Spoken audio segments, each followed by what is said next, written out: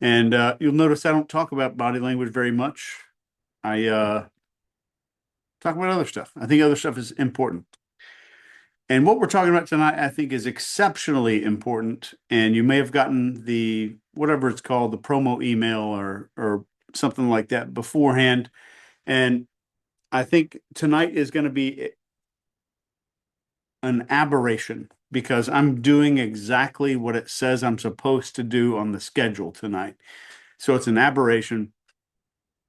And I am in my office here, and I want to walk you through these steps in a different way than you might be expecting. So,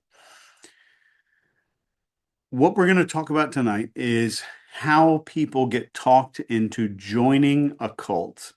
And I guarantee you, this will be the most detailed video on how cult recruiting works. Even if you've watched a 6-hour video, this 15 minutes will be more detailed and more powerful than that because we're just going to go into all the things that other people either don't know, can't articulate, don't understand, or won't say. So let's go through this. But I want to start with something that will be a little unusual, maybe a little scary, at least for the people with some self-awareness. If you think that cult members are stupid or desperate or weak, you are easier to recruit into a cult than you think. Because just that little belief that you are immune is the first thing that starts preventing you from having your guard up. So cults recruit people who are functional and thoughtful and curious and even intelligent, socially intelligent. That good people can get recruited into a cult. But cults recruit people who quietly feel like something is missing and feel alone for noticing it. I'm going to say that again. They feel like something is missing. Maybe they just had a death in the family. Maybe they just had something happen in their life. Maybe something's missing, but they feel alone for feeling that or noticing it. And what's weird is that everybody with an IQ over 100 feels that way, that there's something missing. And everybody feels like they're the only one feeling it. This is a universal trait that most people just may not be willing to admit. So tonight, we're not going to talk about indoctrination into a cult. Maybe we'll talk about that later. Um, Tonight, I want to talk about the first feelings that someone gets as they join a cult. And I want you to process what I just said. The first feelings. To get good at influence or persuasion or leadership, to make the world a better place, to change the world, you should be thinking in terms of what the other person is going through in their mind instead of what the operator is doing to someone. Please consider that difference of understanding what someone else is going through versus what I am doing to somebody. So, at the beginning when somebody gets talked into joining a cult, this is the moment when nothing really feels dangerous yet in that person's mind. And so you can call these steps or phases. I kind of view them in my own brain as these phases. I wouldn't say that this is a formula with steps, but I would say these are the basic phases that people go through. I've spent some time with cult recruiters and super interesting people. So let's call it step one. Number one is setting. Number one is setting. There's a ton of people out there that think that cults start by shifting your beliefs, and that's actually the opposite of what happens. It has nothing to do with your beliefs. It starts with where you are when the conversation takes place, where you are. It could be a retreat, maybe a gym, a volunteer group, some kind of seminar you're going to, a mastermind. Maybe it's church, or maybe it's church adjacent, in some kind of church adjacent space. Maybe it's an online group or some kind of chat room that feels calmer than the rest of the internet for you. So these places aren't random. And I want to assure you they're not random. They already filter human behavior for openness. So the location filters human behavior for openness. So we feel more like we can let our armor down. We can be more vulnerable in certain places. So if you choose to be there, your nervous system is already decided at the moment that you walk in. Your nervous system already decides this is safe, this is relevant, this is worth paying attention to. So most people think persuasion happens in words. About 95% does not happen in words. It is context. Persuasion is always going to be context. And context tells your body how hard it needs to defend you. And in these environments, it tells you that it doesn't need to defend itself very much. So number two is regulation. Regulate.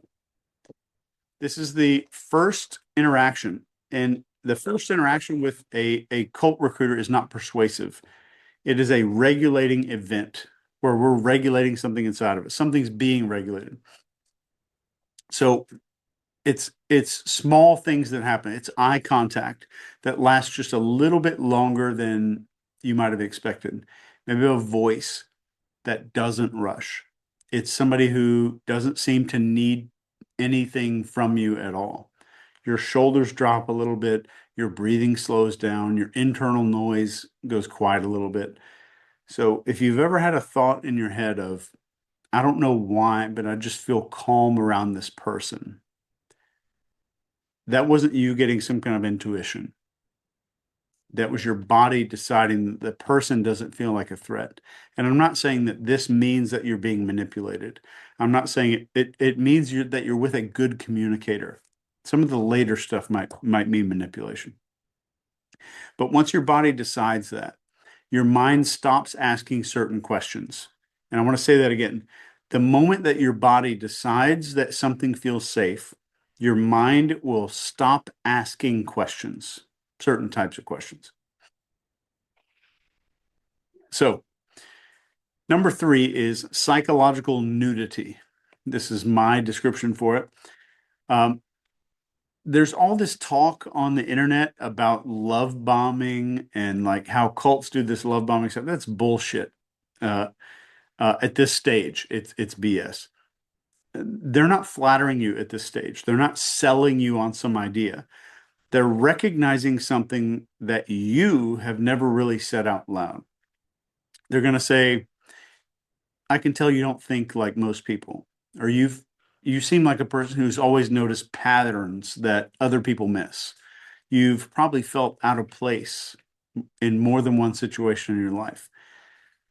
So the uncomfortable part about this is even when you know that sentence could apply to other people, even when you know that it's kind of a cold reading sentence, it still lands and it still has an effect on you. Because being fully seen and not judged, fully seen and not judged, is more addictive than being right. So your brain is not asking the question, is this accurate? What your brain is really asking is, do I want this to be true? That's the most important distinction that you could ever teach your children is the difference between your brain asking, is something accurate or does the brain want this to be true? And the moment somebody touches something that you already believed about yourself, your brain quietly marks that person or puts a little tag on that person as somebody that's very safe to listen to, which means that your defense systems don't come up automatically by default. So number four is weaponized identity. And you see this all over the internet too, even with these cult experts, that they're going to present you a villain. We hate these people. These people are disgusting. All this, that's not true. No cult in the world starts with a villain, but it does start with a type of person. So they get you to agree that there's another type of person and then there's you. They might say, most people don't get this. Most people are asleep at the wheel. They sleep through their life. Most people trade comfort for certainty. Most people live on the surface. I mean, those are all true statements. That's not me manipulating you. That's me saying things that I know you're going to agree with because there's shitty people out there. But I want you to notice what just happened. Nobody told you what to believe. What I told you with those statements is who you are not. And you don't want to be most people. Nobody wants to be most people. So the agreement forms without any argument, and the alignment happens without any decision. There's no decision. You're not pushing away from somebody. You're just feeling yourself. You're feeling this feeling inside yourself. Step to the side. This little protective part of you is just kind of stepping over. So if all I do is to get you and me to agree to have a common type of person that we are not that person, I automatically gain instant alignment without you ever realizing that it's happening. So number 5 is cognitive dissonance invitation. So this is kind of a whisper. They're not inviting you to some big meeting and saying that we're going to burn some incense and do some crazy, weird shit, cult shit. They're just implying something. So not everybody ends up here. They're going to say that. They're going to say this isn't for most people. Not everybody makes it to this phase. Some people just aren't built for this kind of thing. And suddenly the question isn't, do I want to do this? It's, what does it say about me if I walk away? What does it say about me if I walk away? Now my identity is being threatened. So we see all this sales training stuff on the internet about scarcity, sale in Sunday, 12 seats left, 12 tickets left, whatever. It's effective, but scarcity doesn't pull you forward. Identity is what pulls you forward. And then comes number 6, which is the ask. So the ask is the big thing. And this is the most dangerous moment of the entire process, the ask right here. And this is where the person will ask them, can you show me that thing that you mentioned earlier? What's that really about? Can you send me that? So the question feels super friendly, interested, and genuinely curious about something you're interested in or something you're smart about. It's voluntary, it feels harmless, but the moment that you ask, something flips. And this is the moment that the person asks the cult recruiter. I'm sorry, I got that backwards in my head. Person's asking the recruiter. So now you're no longer evaluating, you're participating. So your brain automatically, and I want you to pay attention to this, your brain now automatically labels the next step as self-directed, that it came from within you. So all humans, every human in the world, protects the paths that they believe they chose themselves. So from this point on, there's no more recruiting happening. They're getting you to a point where you're essentially doing something that I would just call self-investing. So you're doubling down on something that you've agreed to yourself, who you are. So in number 7, we have definitions. And in the definitions part, beliefs don't get attacked. We're not sitting there stripping people of all their beliefs and telling them you're wrong for believing all this. Here's all this new shit that we want you to adopt about aliens and spaceships are going to come down and save us all that kind of stuff. What we try to get you to do is to outgrow one belief. If we're a dangerous cult, that's what this cult is going to do. The cult wants you to outgrow 1 or 2 beliefs. So the old world that you lived in starts feeling a little bit clumsy. Language feels cleaner when you're here in this cult, sharper, it's more honest. The old world starts to sound dull and boring, overly simple. Maybe They have language that makes the regular world of your regular life sound childish. So cults are not just like deleting your reality. All they're really doing is relabeling, renaming, and redefining all of that stuff. So if I can shift language, if a cult can shift language, the thinking follows automatically. And this is what's happening on a national scale for most of us. And I want this to be a huge warning that you think this is a video about somebody joining some dipshit cult somewhere in San Bernardino. This is national. And you don't notice this happening. You notice that some thoughts feel easier than others, and that's the trick. That is the trick. Some thoughts now in this new thing feel easier than other thoughts. They're easier to accept, easier to adopt, easier to compare to the world around you. Which brings us to number 8, which is isolation. So now the cult leader tells you you must cut your family off. I'm killing. I'm kidding. They're not going to say that at all. Nobody's going to tell you to cut people off. What they're going to do is prepare you for what other people are going to say. When you go back into your life, your family's not going to understand. Your wife, your husband, they're not going to understand. They're going to try to pull you back. It's very seductive. They're afraid. They're stuck in the old system. And this isn't isolation yet, but it's preemptive invalidation. So when those people eventually question you, the spouse, the coworkers, the friends that you hang out with, their concern feels predictable. And you feel clever for having predicted it.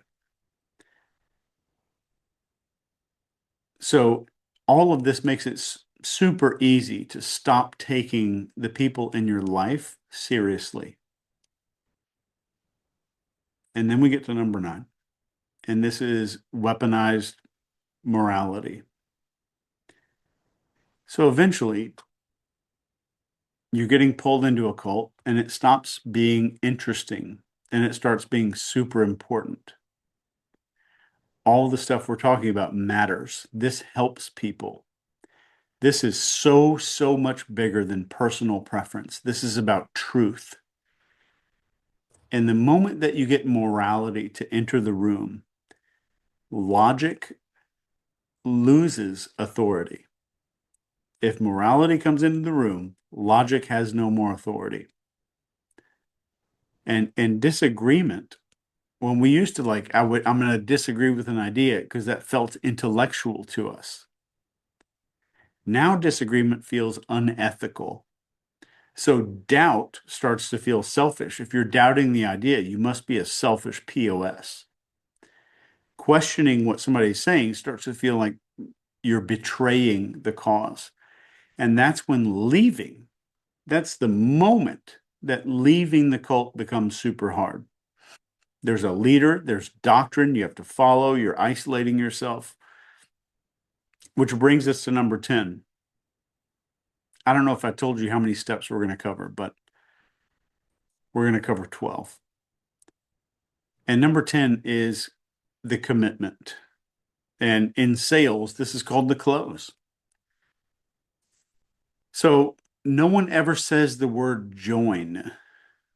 They say that you're one of us now. You finally get it. You've done the work faster than everybody else. That all those sentences, they're not very dramatic, but they all of them sound like a verdict, like judgment's being passed in a positive way. Because now leaving the cult, if I want to like stand up and leave the cult, it doesn't feel like I'm changing my mind. It feels like I'm betraying who I have become. And this is the biggest piece.